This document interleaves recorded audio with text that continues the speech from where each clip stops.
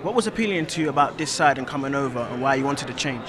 Uh, Obviously, it was everyone knew that I'd split from my last promotional team on a management team, and I just needed a brand new start, a new team. I had offers put in front of me from all over the world, and I looked at them. I discussed it with my team, MTK, and I discussed it with my family, and I went with the best one, and that was it. The best offer came from Frank Warren and BT Sport. So, pretty simple question to answer. I went with the best deal. It's in Belfast. You got two fighters from Northern Ireland, and third one, including yourself. How does that make you feel coming from Northern Ireland that these two fighters are here? It's huge. I think that boxing's always been booming in Belfast, and just to get back, and I'm excited about BT to witness what a fight night's like in Belfast. I don't think there's a fight atmosphere like it anywhere else in the world, and for me to be topping the bill with Jamie Conlon on the undercard as a world title fight is a huge achievement for myself and in itself. So that could be a bill topper. You've got Teddy as well fighting for a world title. You've got Paddy Barnes defending his WBO European title. This is probably the biggest night of boxing that Belfast has ever seen, and I'm looking forward to headlining it. Speaking of Belfast, obviously you've had an illustrious career, fought in big stadiums. What can Belfast do to be on top of the list in terms of a boxing city like Vegas is or New York is? Well, you can never compete with Vegas and New York as well. It's a small city, but in terms of atmosphere, it's better than Vegas and it's better than New York. And I just wish we had a bigger indoor arena. And the Odyssey holds 9,000, but I just wish that it was bigger. I know for a fact that we could be selling 20,000 tickets for fight nights 2-3 times a year in Belfast if we had the arena, but we don't. So we can do Windsor Park potentially in the summer, but the weather needs to be right. We've got this outdoors, but that's what we're looking at as well.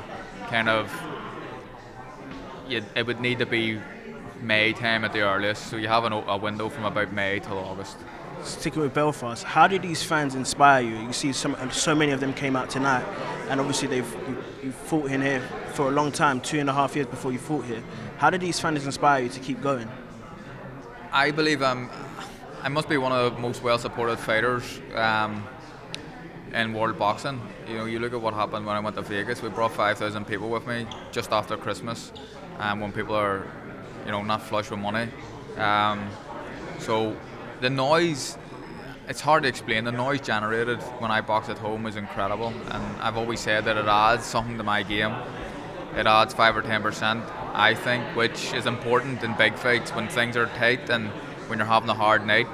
To have the crowd on your back, I think it always adds something to me, and I owe them a great deal. You spoke about your career just moments ago.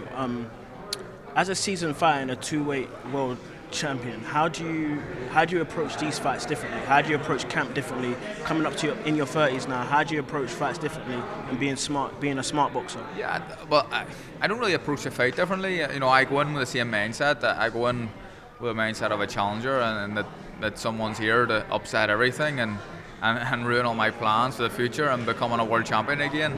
I'm training slightly differently now. I feel like before I was doing too many rounds of sparring. I'm going to cut the rounds of sparring down. I'm going to have hard days. I'm going to have easier days as well. Just be careful with injuries in the gym as well at this age. So, but look, I've still got the bit between my teeth. I'm excited about the future. I'm excited about getting back in and doing what I do best. And Jamie said it there, and it sounds a wee bit like almost expecting him to say something like the best is yet to come, but the way I'm feeling at the minute, I feel that the best is yet to come. In the press conference you said you got a score to settle with Leo Santa Cruz. If you get the third fight, how will you approach it differently, and how would you try and repeat the first fight? In the second fight, I just didn't believe he could fight like he did fight, and he got up on his toes at times and he outboxed me, and I was expecting him to come head first and to lock horns in the centre of the ring, but he outsmarted me and he won the fight fair and square. So obviously I know he can do that now, and he's probably going to try and bring him tactics into a second fight or a third fight because he was so successful in the second fight. But I'll need to go into a fight with a couple of game plans and that was an issue with the last one. I went in with one game plan. I need to go in with a few, and hopefully we can come out on top. And I believe that me on form, I believe I'm the best featherweight in the world, but I need to prove that against guys like Leo, Gary Russell, Lee Selby, Josh Warrington, all these names, Oscar Valdez as well. There's a list of names of potential opponents for me in the future. So we look forward for you to coming over to BT Sport. As you may or not know, one of our BT Sport pundits, Rio Ferdinand, has announced that he's trying to become a boxer. Any advice for him? Advice would be, I don't want to be giving him too much advice. You need to be in. Obviously, he's a dedicated sportsman. He knows what it's like to be at the top level of a sport. But he's moving into boxing now. And I said on Twitter he was getting a lot of stick, but who are we to say that Rio Ferdinand can't box or he can't have a go? If he wants to have a go, we'll see. I don't know how good he's going to be. He's openly said he's not in it to win world titles. He wants to do it for different reasons, and he's certainly got the athleticism to do it. But the proof is in the pudding. We'll see a bit more when he comes to fight, and we'll tell a little bit more from him. But I think that if he wants to fight, there's a wee bit of boxing snobbery around.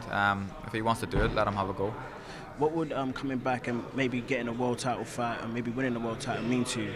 Would that be enough to settle your career? That's the ambition. You know, I feel like I've overachieved. I've won world titles in 2 different divisions. I feel like, but I still feel like there's more to come. And I believe I've got a world title left in me at least. I believe I potentially have a world title in the division above in super featherweight. So, you know, we'll take one fight at a time. But I want to be a world champion again. And if I don't finish my career with winning another world title, I'll be disappointed.